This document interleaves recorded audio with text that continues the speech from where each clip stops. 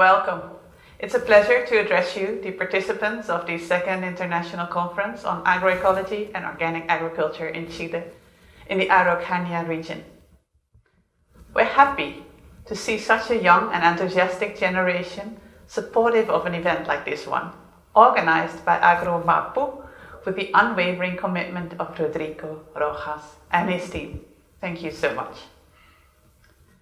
We also commend the interest of public entities in participation and collaborating, namely Ceremi, SAG, INEA, ODEPA, CONADI, Temuco Region, and Corfo. It's important that you are there because public entities not only oversee and control organic production, they are also responsible for promoting and stimulating the development of organic production. From our own network, we are pleased to see attend from India, Ms. Gandu from the Youth Forum, our long-standing member and former World Board member, Angela Escotegui, and Homero Blas, President of IFON America Latina. We feel well represented. We see different actors coming together with a shared vision of how we want our common future to look. And I would like to acknowledge the efforts that have gone into offering participatory certification schemes for smallholder organic producers, especially in Latin America.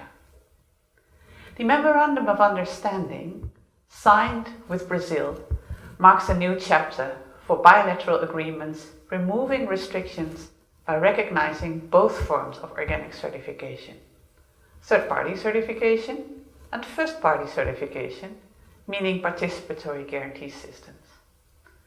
This encourages organic trade between countries on the same region while offering family farming an entrance point into the international market.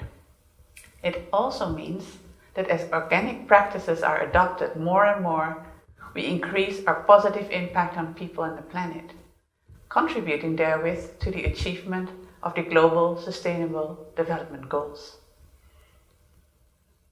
I wish you a very fruitful event.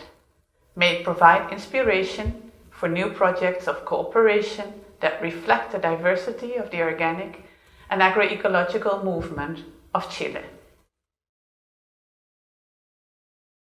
El uso de bolsas plásticas es un problema que vivimos en la actualidad. Es un residuo de gran impacto en el medio ambiente y que está afectando distintos ecosistemas. Muchos países las están prohibiendo y tomando conciencia sobre el daño que producen, lo que se ha transformado en una tendencia a nivel mundial. Como respuesta al desafío de crear una bolsa amigable con el medio ambiente, la empresa Solubag diseñó una nueva materia prima que permite elaborar un film hidrodegradable para la fabricación de empaques, bolsas y productos afines. Estas bolsas son elaboradas en máquinas que utilizan el sistema de extrusión Blown Film, lo que significa que solo se requiere reemplazar el material plástico tradicional en las instalaciones que actualmente utiliza la industria del plástico flexible por esta nueva materia prima, para así obtener bolsas hidrosolubles que se degradan al contacto con el agua a temperatura ambiente, que no son tóxicas y que son amigables con el medio ambiente. Como referencia, una bolsa de plástico tradicional tarda 150 años aproximadamente en desaparecer. Una compostable en 180 días y esta nueva bolsa tardaría solo 5 minutos en disolverse por completo al contacto con el agua.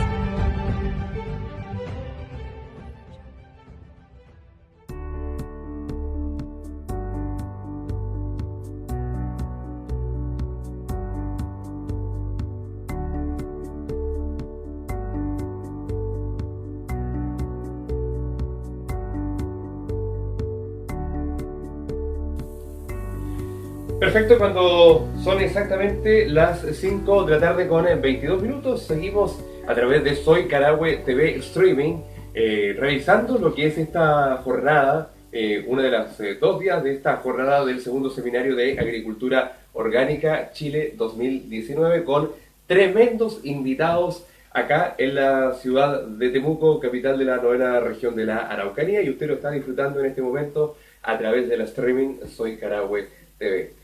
En vivo desde la Hostal Massman, centro de convenciones, en la cual estamos llevando hacia su receptor, hasta su dispositivo, teléfono, computador, etcétera, donde usted nos está viendo en esta tarde. estamos llevando esta actividad con el objetivo simplemente de fomentar lo que es la cultura, por supuesto, y la educación a distancia, uno de los objetivos que hemos trazado como medio de comunicación masivo.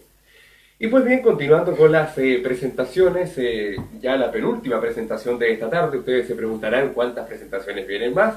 Esta ya vendría siendo la penúltima tarde, penúltima presentación de la tarde, más bien dicho. Y a continuación les vamos a dejar quién va a ser el expositor de esta tarde, el señor Cristian Estrada, cuyo moderador, muchas gracias, don Homero Blas, que también nos va a acompañar en esta oportunidad. Bueno, Cristian Estrada, para ir anticipando, ustedes lo están viendo en imágenes, es ingeniero en biotecnología, con magíster en biotecnología, especializado en microbiología, fundador de Eficagua, desarrollador de productos e investigador con 4 años de experiencias en el campo, demostrando que es posible producir mejor con menos agua. Así es que invito para que ustedes pongan muchísima atención en esta presentación que vamos a visualizar a continuación, la cual lleva por nombre los 5 pilares de la eficiencia hídrica agrícola. También contamos con la presencia del señor moderador, reiteramos, don Homero Blas. Ya lo habíamos dicho, sí, lo habíamos dicho, pero no está de más volver a reiterarlo. El moderador, por el momento, entonces señor Blas, que el día de mañana también va a realizar su presentación. Ahora sí los quedamos con Cristian Estrada y el tema, los 5 pilares de la eficiencia hídrica agrícola. Muchas gracias. Muy buenas tardes a todos los que nos ven en este segundo seminario. Mi nombre es Cristian. Y como ya les contaron, estoy trabajando hace cerca de 4 años en campo demostrando cómo es posible producir mejor con menos agua, partiendo de la base de que hoy existen conocimientos y tecnologías y prácticas que sirven para mejorar la producción agrícola al mismo tiempo que se puede minimizar el consumo de agua. Pero esto no sería posible sin la tremenda colaboración y la tremenda gentileza de un montón de investigadores que están alrededor del mundo, que han compartido sus conocimientos a través de publicaciones científicas, que están repartidos en todos los continentes y en particular también en Chile hay tremendos exponentes en eficiencia en el uso del agua en agricultura. Y siempre que comienzo con este tema, me gusta comenzar con algo muy simple que sirve para ir hilando e ir comprendiendo estos 5 diferentes pilares que les quiero compartir. Y es que donde hay agua, hay vida. Pero para que la vida se pueda mantener, el agua tiene que fluir.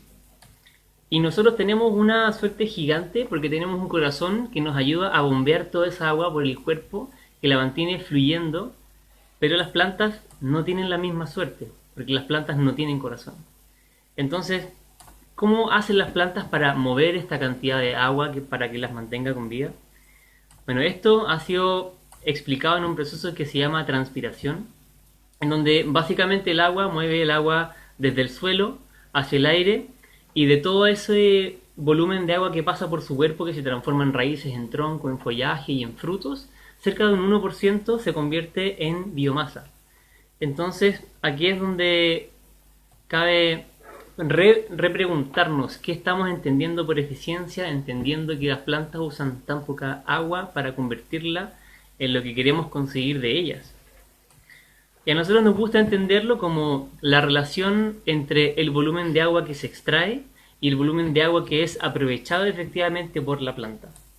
Porque finalmente lo que nos interesa es hacer este balance entre agua extraída y agua aprovechada, y en particular, que es por lo que nació este modelo, demostrar que es posible reducir la huella de agua en la agricultura, es decir, producir la mayor cantidad que se pueda usando el mínimo de agua posible. Así que con eso, en campo hemos visto que hay 2 niveles de avance en eficiencia. Un nivel es baja eficiencia y otro nivel es alta eficiencia. Hablamos de baja eficiencia hídrica cuando un productor comienza a incorporar prácticas o tecnologías en donde se pueden conseguir 2 resultados principales: producir más con lo mismo o producir lo mismo con menos.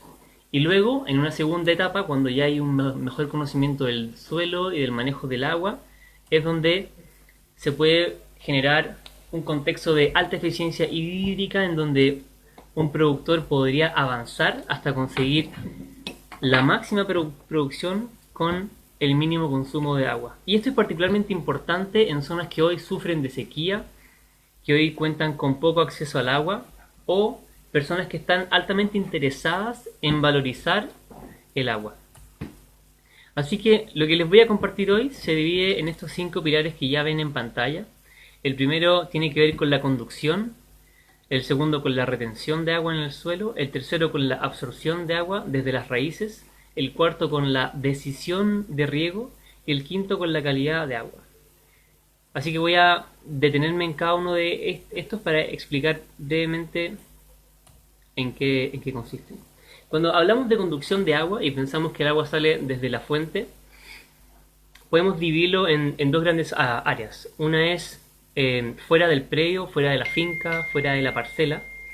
Y la otra es dentro del predio, que tiene que ver directamente con los sistemas de riego. Si pensamos en cómo se mueve el agua en la tierra, en general el proceso natural es que cuando el agua fluye encima de la tierra, sea cual sea su textura, hay un porcentaje que se pierde en el aire y hay otro porcentaje que se infiltra y que en términos de ecosistema se devuelve a la cuenca, pero en términos del productor es una pérdida de agua que no le está llegando. Esto puede variar entre 5 a 40% dependiendo de la textura del suelo. Si nos ponemos a mirar lo que pasa fuera del predio, fuera de la finca, y hacemos un contraste de una mejor y una peor condición, nos podríamos encontrar con que un canal de tierra podría infiltrar hasta un 40% de agua, mientras un canal que está revestido de alguna forma podría infiltrar un volumen considerablemente menor. Y si nos acercamos a ver lo que podría pasar dentro del predio y nos acercamos a entender cómo se logra repartir el agua dentro de los sistemas de cultivo, acá hay un esquema en donde están promediados todas las eficiencias de los sistemas más comunes de riego que se están usando actualmente, en donde los riegos por tendido o por surco son los más ineficientes desde el punto de vista productivo, mientras el sistema por goteo alcanza la mayor cantidad de eficiencia en términos de agua entregada.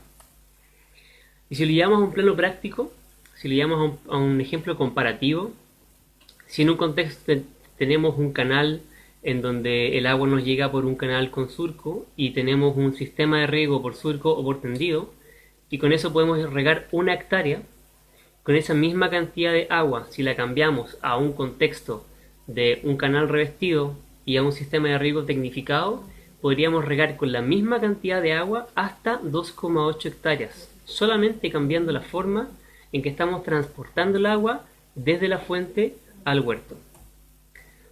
Pero bueno, si estamos haciendo eso bien, y es el propio suelo el que pierde muy rápido el agua. Y aquí entramos en el segundo pilar, que tiene que ver con la retención del agua en el suelo. Y lo podemos separar en 2 grandes ámbitos. Uno, la textura del suelo, y en segundo lugar, la cobertura de suelo.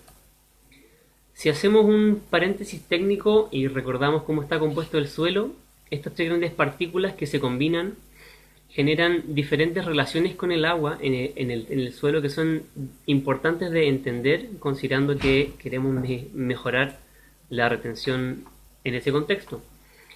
Y si hacemos un análisis un poco más técnico, y quizás esto sea nuevo para varias personas, acá hay un esquema en donde a la izquierda pueden ver un suelo arenoso, un suelo liviano, y a la derecha pueden ver un suelo pesado, un suelo arcilloso o gredoso, le llaman algunos.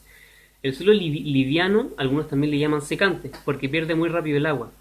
Y este suelo es el más difícil de manejar porque pierde tan rápido el agua que hay que estar muy atento a la humedad del suelo, mientras que un suelo que se encuentra en la mitad, un suelo franco que tiene buen porcentaje de limo, arcilla y arena, puede presentar mejores condiciones de retención de humedad, por ende un manejo más fácil del riego. Pero hay una cuarta partícula que existe en el suelo que es muy importante de considerar, considerando que ya estas tres partículas absorben y retienen el agua de formas diferentes, siendo la arena la que peor retiene el agua y la arcilla la que mejor retiene el agua, hay una cuarta partícula que es la materia orgánica, que tiene un poder muchísimo mayor de absorción de agua que el resto de partículas y que aporta un tremendo valor para mejorar la retención de agua en suelo. Por ende, si tuviéramos el mismo gráfico en donde en la línea verde vemos la capacidad de retención de agua en esos suelos y en rojo vemos el punto de marchitez, que es el nivel de humedad al que no queremos llegar con las plantas, y le incorporamos un 5% de materia orgánica, podemos ver que en general los suelos arenosos son los que más se ven beneficiados con el aumento de materia orgánica, porque son los suelos que más fácil pierden la humedad, en contraste con un suelo arcilloso en donde, si bien hay beneficios de infiltración, en términos porcentuales la retención de humedad no aumenta de forma tan significativa como lo hacen suelos arenosos. Y en segundo lugar está entender cómo la cobertura de suelo nos aporta a mantener toda esta humedad en suelo. Y es que cuando el suelo está cubierto nos protege de la radiación solar, nos protege del viento, y estos son factores importantísimos de los que tenemos que proteger el suelo para mantener la humedad en ese lugar. Si pudiéramos hacer un contraste de nuevo de una mejor condición con una peor condición, en donde en un primer caso tenemos un suelo que está desnudo o descubierto y tenemos un suelo que además tiene poca materia orgánica, y lo comparamos con un suelo que tiene, por ejemplo, un 5% de materia orgánica y que además tiene algún tipo de cobertura, podríamos tomar un riego y ver cómo afecta y cómo dura la humedad, y nos daríamos cuenta que un mismo riego puede durar hasta 2 veces más en una condición en donde el agua se puede quedar retenida por mejor tiempo en el suelo, versus un suelo que está descubierto y que tiene poca materia orgánica y que por ende tiene poca capacidad de retener el agua, porque ya sea el viento o ya sea el sol o una combinación de otros factores está sacando el agua por otras vías. Y bueno, si estamos haciendo esas dos cosas bien, pero es la propia planta y la condición en la que se encuentra la que le impide conseguir y aprovechar el agua por completo. Bueno, aquí entramos en el tercer pilar, que tiene que ver con la absorción de agua desde las raíces. Y esto se afecta por contextos que tienen que ver con la parte aérea y con la parte subterránea. Por ejemplo, con la parte aérea, este es uno de los muchos ejemplos que se pueden encontrar, pero si tenemos a dos plantas que se encuentran transpirando de forma normal y luego de forma súbita hay un cambio en radiación solar o viento o temperatura, y tenemos una planta que está bajo una zona protegida o un sombradero o algún cortaviento, y la comparamos con una planta que está desprotegida, vamos a ver que solamente por el hecho de encontrarse en condiciones ideales, la planta que está en una zona más protegida va a poder transpirar de forma más correcta y usar mejor el agua que una planta que está en una zona desprotegida y que está posiblemente afectada por estrés. Y esto tiene que ver principalmente con los estomas, que son unas pequeñas ventanas que están en las hojas y que, dependiendo si se encuentran abiertas o cerradas, pueden permitir el paso del aire y del agua. Y este punto es importantísimo de considerar porque la apertura y el cierre del estoma se afecta por la temperatura, la radiación, la humedad ambiental y la humedad del suelo. Y si por otro lado miramos lo que está pasando debajo de la planta a nivel de las raíces,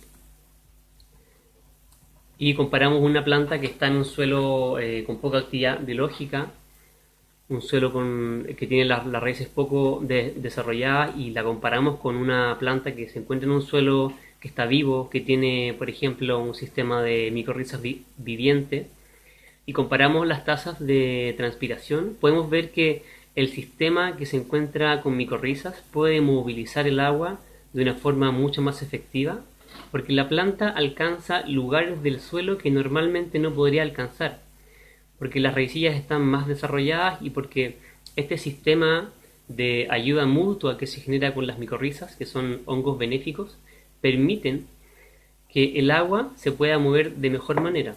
¿Qué tanto mejor? Bueno, hay algunas investigaciones que reportan que la conductividad puede aumentar hasta 5 veces. Y esto tiene que ver principalmente con lo que pasa en la rizósfera, que es, haciendo un paréntesis también bastante técnico, es lo que pasa en la inmediatez de la raíz con el suelo.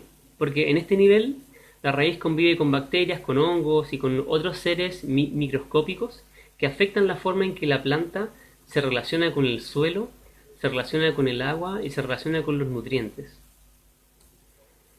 Y para los que no saben aún de micorrizas, que puede ser un concepto bastante nuevo, imagínense que esta es una raíz vista desde el suelo, bastante desarrollada, en donde los puntos blancos son esporas, los verdes son nutrientes y los azules son agua, y lo comparamos con un sistema en donde las micorrizas están activadas y estos puntos blancos son capaces de generar esta ayuda mutua.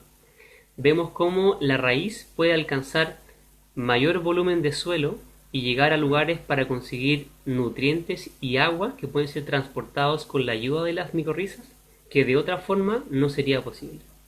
Y esto, entre otras cosas, genera mayor tolerancia a periodos de sequía. Si lo llevamos a un ejemplo comparativo práctico, este es un ensayo que hicimos hace unos 3 años en la comuna de Quillota, en la quinta región, con tomates, en donde en un primer caso vemos una comparación porcentual de cosecha en un contexto en donde el cultivo está desprotegido y la raíz no fue inoculada con micorrizas, en contraste con una condición que estaba más protegida y la raíz sí fue inoculada con micorrizas. Y podríamos ver diferencias tan notorias entre cantidad y calidad de cosecha de entre un 30 a un 100%, que en la práctica implica saltos de calibre y mejoras potenciales en toda la cosecha. Pero bueno, si estamos haciendo esas 3 otras cosas bien, y es el riego donde estamos fallando, si estamos regando mucho o estamos regando poco, porque simplemente no estamos midiendo cómo se mueve el agua en el suelo. Bueno, acá entramos en el pilar número 4, que es la decisión de riego. Y la decisión de riego tiene que ver principalmente con cuándo regar y cuánta agua entregar. Generalmente se sabe que el primer cuarto de raíces, que es el que está más cerca de la superficie, es el tramo más absorbente. Sin embargo, el último tramo también es de importancia, por ende, cuando se humedece el perfil completo de las raíces, se genera un contexto ideal para que la planta pueda absorber en toda su profundidad. Pero ¿cómo podemos saber qué está pasando debajo del suelo cuando no lo podemos ver? O quizás lo único que estamos usando es cómo se ve el suelo, o cómo se siente el suelo, o cómo se ve la planta. Bueno, hoy hay varias herramientas disponibles que están siendo usadas para medir humedad de suelo. Estas son algunas de las que están siendo usadas en distintas partes del mundo. Y tenemos por un lado las que funcionan con parámetros físicos, como son el tensiómetro y las sondas irrigás. El tensiómetro funciona con presión de agua y el irrigás funciona con presión de gas. Mientras que las ondas de neutrones, las ondas de matriz granular y las ondas de capacitancia funcionan en base a principios electrónicos. Y por ende estas 3 últimas sondas entregan información eléctrica convertida a humedad y nos pueden entregar información clave para entender qué profundidad está humedecida y cuánta agua existe en ese nivel de profundidad para decidir si es que es momento de regar o es momento de dejar de regar.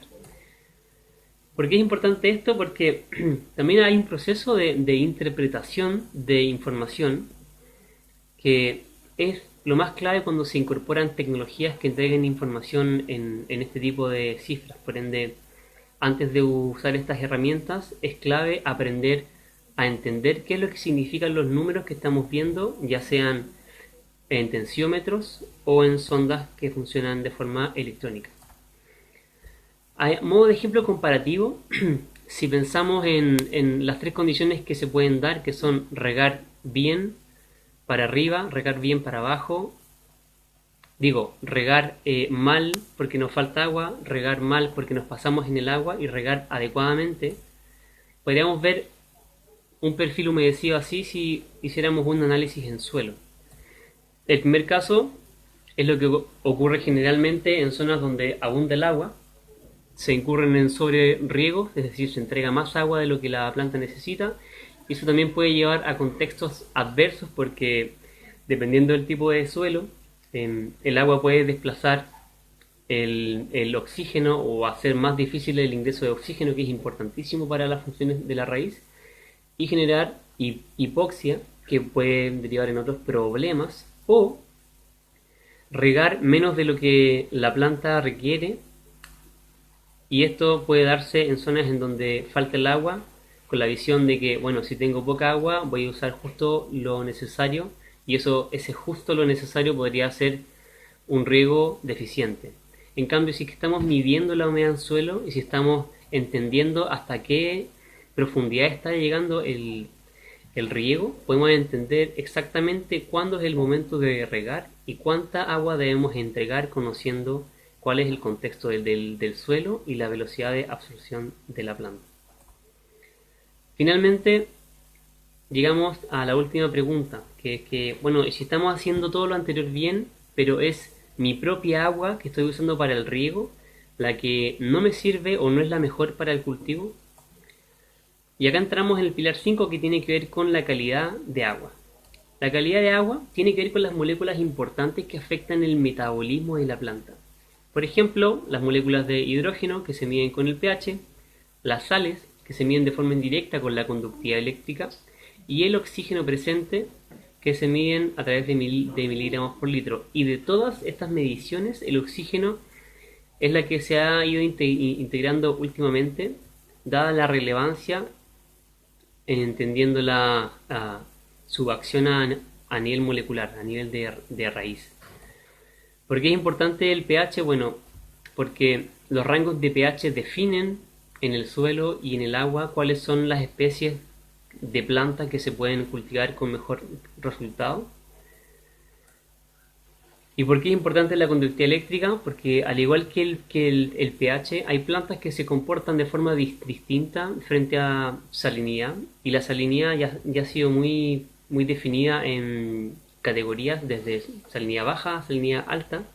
Y esto es importante entender porque una especie vegetal se puede comportar de diferentes formas con las sales. Por ejemplo, acá traje algunos ejemplos de uva, de olivo, de lechuga y de palto, en donde en verde se indica el nivel de salinidad en el agua, en donde la producción se encuentra en su máximo potencial porque la planta tiene la capacidad para aguantar esa salinidad. En amarillo se encuentran las zonas en donde la producción comienza a bajar porque los niveles de salinidad son altos, y en rojo se encuentran las zonas de riego, que es en donde el potencial económico se pierde ya en niveles superiores a un 25%, que son condiciones en donde, de no poder hacer algo con la calidad del agua, es preferible cambiar el tipo de cultivo. Entonces, por ejemplo, el olivo es una especie muy resistente a las variaciones de salinidad en el agua, mientras que la lechuga, en este caso especie romana, variedad romana, o el palto, son especies que son más sensibles a la calidad de agua, siendo una salinidad media a una salinidad alta, condiciones que ya son económicamente improductivas para la lechuga o el palto, por ejemplo. ¿Y por qué pasa esto? ¿Y cómo aporta a la eficiencia entender lo que pasa a nivel de raíz con la salinidad? En la animación que van a ver, los círculos azules representan el agua, los cuadrados de colores representan las sales disueltas en esa agua, por ende mientras más colores, más sal. Y a la derecha está esquematizada una raíz y niveles de energía requeridos para absorber el agua. Tenemos que si hay agua con poca sal, a la raíz le cuesta muy poca energía absorberla. Si vamos subiendo los niveles de salinidad, a la raíz le cuesta cada vez más absorber esa agua, mientras llega un nivel donde la salinidad podría ser tan alta que la raíz es incapaz de absorber el agua, y ahí es donde comienzan los problemas de producción. Ahí comienza a caer la productividad. ¿Y cómo el oxígeno aporta a la eficiencia? Bueno, el oxígeno es como un símil al al combustible que hace que la maquinaria de la raíz funcione, y sucede que el oxígeno se consume para que el agua y los nutrientes puedan ingresar a la raíz. Por ende, cuando no hay oxígeno o cuando hay bajos niveles de oxígeno, el potencial de que esto pase es menor. Por ende, existe un potencial enorme en aumentar los niveles de oxígeno en la raíz, porque solamente, por ejemplo, en este caso, una inyección de aire al agua de riego podría permitir generar producciones mayores solamente porque la cantidad de oxígeno en el agua permite que el metabolismo de la raíz sea mayor. En este ejemplo que les estoy mostrando, en la Universidad de Minnesota durante 2013, se regó de la misma forma, pero con distinta calidad de agua, un cultivo de frutillas, en donde el caso que se regó con agua que tenía aire disuelto y por ende mayor cantidad de oxígeno, produjo un 18% más de cosecha. Así que el modelo parte de esta base solamente para generar un esquema de pensamiento y poder replantearse la forma en que el cultivo o un agricultor se relaciona con el agua, entendiendo que hay mejores formas de conservar el agua en el suelo y de mejorar las condiciones en que la planta pueda aprovechar el agua en ese contexto. Actualmente en Chile se proyecta que los desafíos del futuro sobre el agua tienen que ver con calidad y cantidad. Y en especial yo que vivo en la quinta región de Chile, que es una región que se está convirtiendo en desierto, ya no están afectando los problemas por la salinidad aumentada del agua debido a que las napas de agua están bajando. Así que la pregunta con la que quiero cerrar y dejarlos es ¿cómo nos adaptamos para vivir durante este cambio climático? Muchas gracias.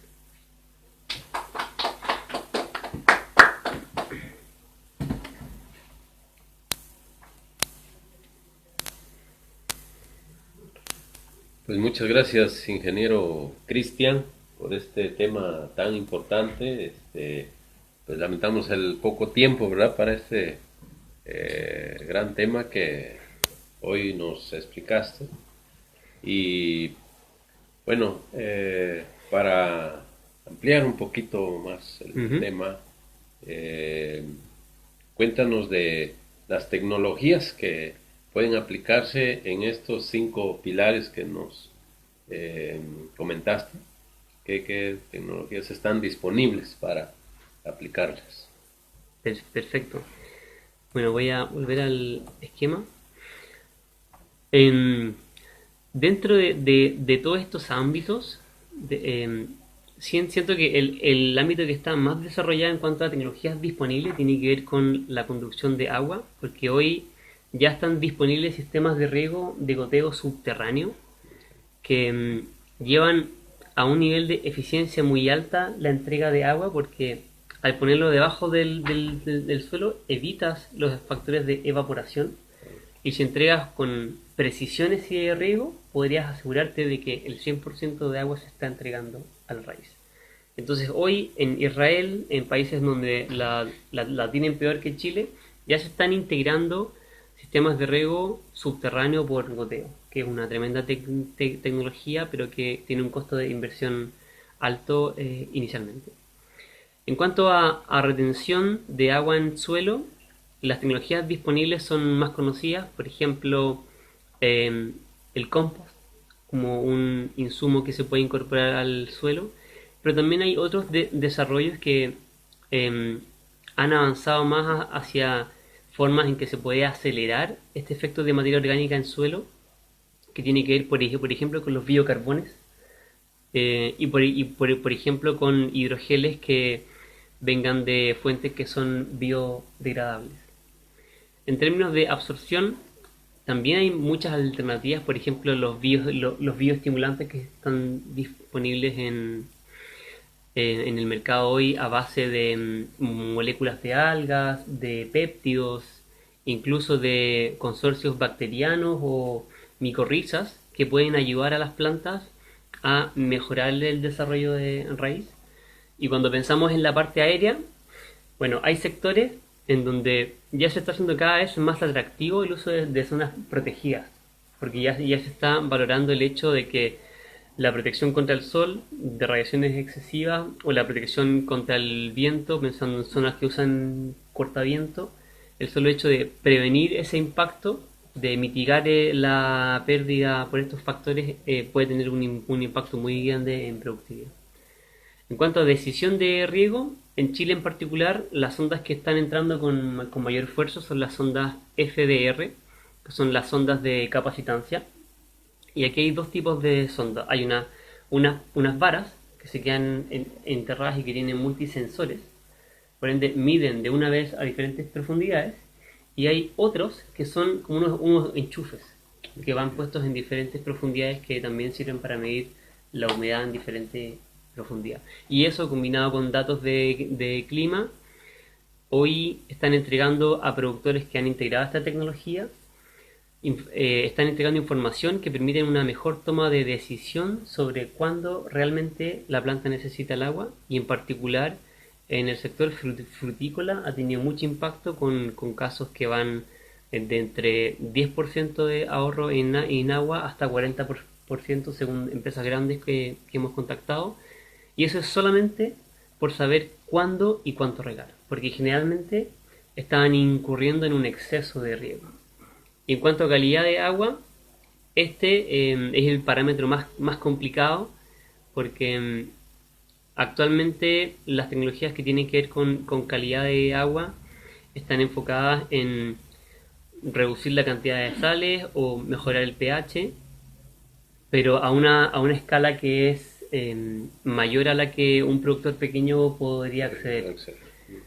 Y en particular la calidad es un problema invisible que se declaró este año según el Banco Mundial, en donde hace un reporte de cómo la salinidad en agua está afectando la producción agrícola a nivel mundial, considerando que a mayor cantidad de sales el promedio de producción alimentaria está bajando, y es un tema que no se le está dando tanta atención.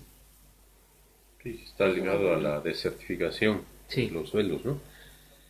Bien, y permíteme nada más, quiero un comentario del ingeniero sobre el uso de agua en agricultura. Comenzaste diciendo que se utiliza una buena cantidad de agua y pues algunos críticos cuestionan que la agricultura es una de las actividades que mayor usan agua, que mayor desperdician agua, pero comparándolo con el uso industrial del agua, en el caso de la agricultura, el agua se recicla, o sea, se incorpora al suelo, o en todo caso, el agua que se evapora se incorpora al ambiente, es decir, se recicla, en comparación con el agua residual de la industria, que esa sí se contamina, para donde vaya el agua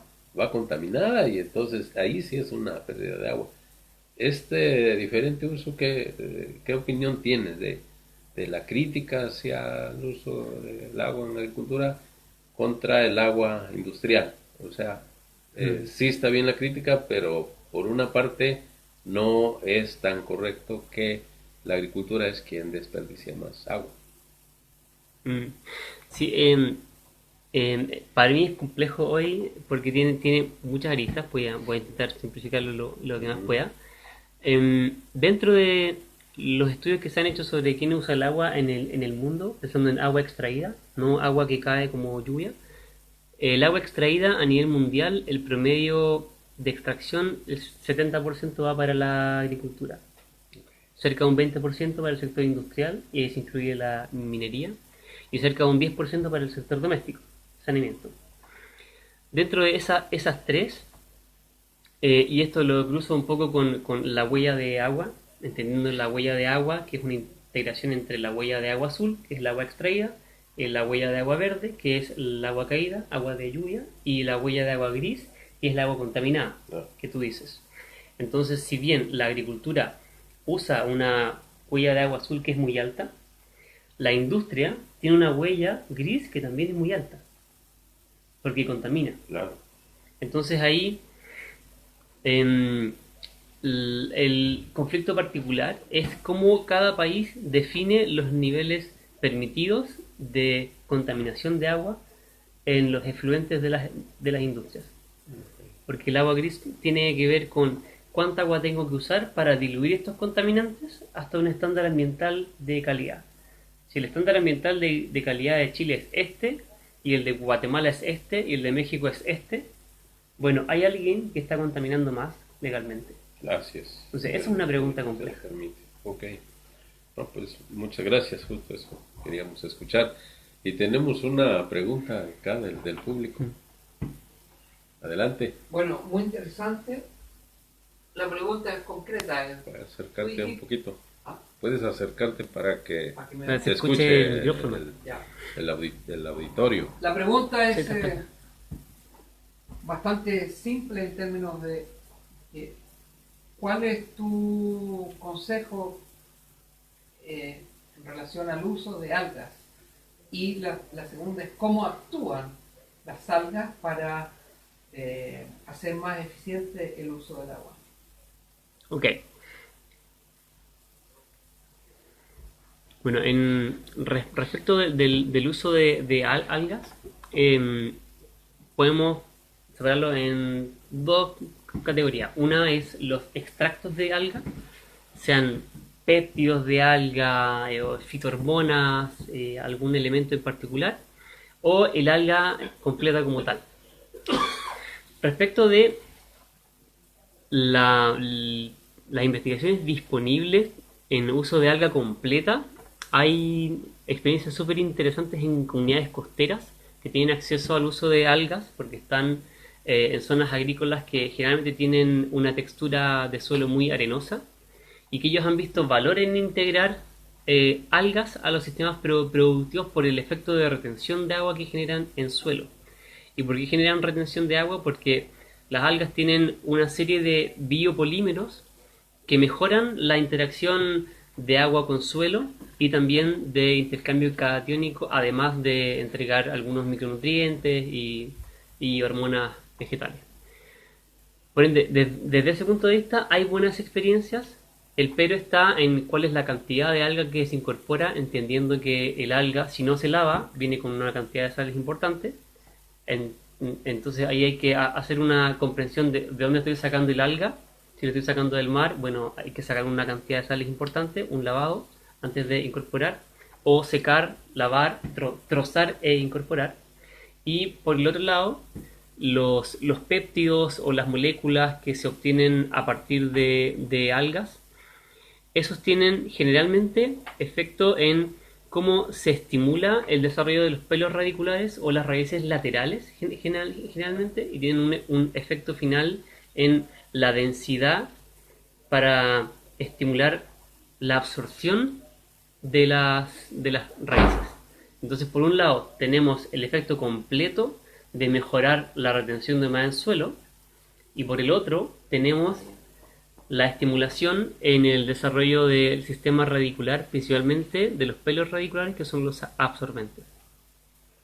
Ok, pues muchas gracias. Nos resta ver si tenemos preguntas del público. Sí, tenemos de hecho preguntas. Por acá estamos tras cámara, así que se nos fue el camarógrafo, así que no vamos a enfocarnos. Pero bueno, Manuel Cuevas Peña, a quien saludamos en esta tarde, que estaba pendiente de la transmisión por Facebook Live, envía algunos comentarios, como por ejemplo, bastante interesante, muchas gracias por la entrega de conocimientos. Dice lo siguiente: ¿es complejo el tener los aparatos de medición de humedad? ¿Se podría usar uno digital de Mercado Libre? De ser así, ¿existe algún volumen aproximado por metro cúbico de volumen de suelo? Ya, esa es una hola Manuel. Esa es una pregunta súper buena porque la electrónica es un mundo súper desconocido en agricultura, entonces hay que entender un poco algunas sutilezas importantes. Por ejemplo, primero la calidad del sensor. Hay sensores que son como unos enchufes que generalmente se usan en sistemas Arduino, que son como los clásicos que se usan para los prototipos en electrónica, que se corroen muy fácilmente, especialmente en aguas que tienen fertilizante. Por ende, esos sensores duran muy poco tiempo en suelo porque la misma acción corrosiva del suelo no permite que el sensor entregue información porque el sensor básicamente se perdió. Entonces ahí hay que tener mucho ojo en cuál es la calidad del sensor que se está integrando al suelo. Mientras menos contacto tenga, y eso depende de la tecnología que se esté usando, mientras menos contacto con suelo tenga, es mejor. Y aquí hay unas sondas que vienen, generalmente son sondas de capacitancia que vienen recubiertas y que tienen anillos a diferentes profundidades que se mantienen con una capacidad íntegra de medición porque no tienen contacto con la capacidad corrosiva del suelo. Esa es una. La calidad del sensor importa mucho para el tiempo de medición que uno puede confiar del sensor. Porque si un sensor se corroe dentro de un mes, las lecturas que va a estar dando desde el segundo mes van a ser malas y van a llevar a malas decisiones. Si la decisión no se complementa con otras fuentes de información, quizás estar tocando el suelo o tener un tensiómetro de confirmación. Creo que la primera parte de adopción de tecnología tiene que ver mucho con qué integro que me entregue confianza para decidir mejor. Entonces pueden ser todas las alternativas o un buen sensor y yo confío en que eso va a estar bien. Eso depende de la experiencia y contexto de cada usuario. Y en segundo lugar, la pregunta iba orientada a cuál es el volumen de tierra o de sustrato que puede ser representativo de un sensor. Y eso es muy simple. Un sensor va a leer siempre el contexto en el que se encuentre. Y el contexto en el que se encuentre va a ser representativo de lo que debería estar pasando más o menos en el sector que comparte las mismas condiciones. Entonces, en el caso de los frutales, lo que se hace generalmente es por tipo de suelo instalar una sonda que representa el parche de suelo que comparte esa condición. Por ejemplo, 1 hectárea o 2 hectáreas con un sensor. Porque esa lectura representa lo que está pasando en cada uno de todos esos árboles que están en ese tipo de suelo. Por ende, aquí lo que es muy importante es dónde está instalado el sensor. Si tengo mi raíz y tengo mi sensor acá, el sensor va a estar midiendo constantemente cuál es la humedad que está sacando la raíz y me va a estar entregando información muy directa de cuándo regar y cuánto regar. Si yo tengo el sensor acá que está muy alejado de la raíz, la variación de humedad va a ser despreciable y va a ser muy mala en términos de la información que me está entregando. Entonces el lugar donde va colocado el sensor para representar la información del territorio es clave.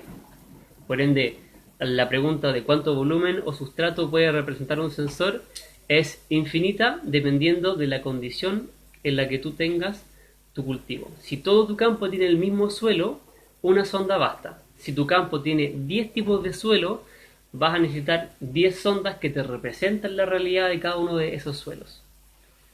La última pregunta que nos hacen nuestros televidentes por acá, basado, dice, en el tema de la ayuda del aire a la calidad de raíz.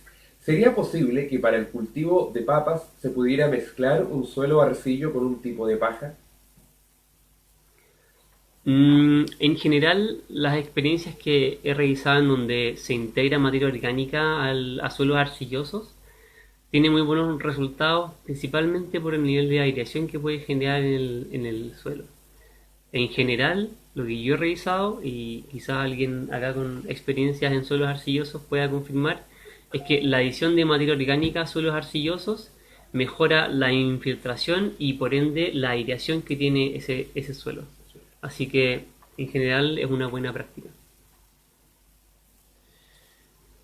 Muy bien, de esa forma entonces finalizamos esta intervención entonces de esta exposición de don Cristian Estrada, ingeniero en biotecnología y fundador de empresa Eficagua, quien se presenta con el tema los 5 pilares de la eficiencia hídrica agrícola. Perfecto, de esta forma estamos... Vamos a agradecerle a Cristian, sí. Vamos a regalarle una cena orgánica para hoy en la noche, producto de nuestros patrocinadores, entonces, Gracias, perfecto.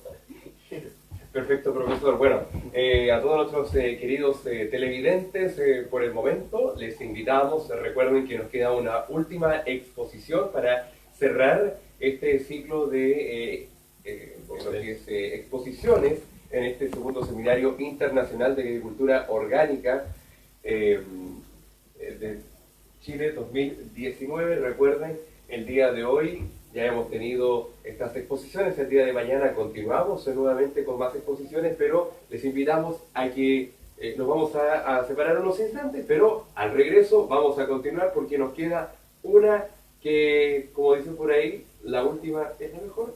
No sé, lo veremos a la vuelta en la próxima entrega, entonces en la última exposición. O sea, aparte, ya volvemos.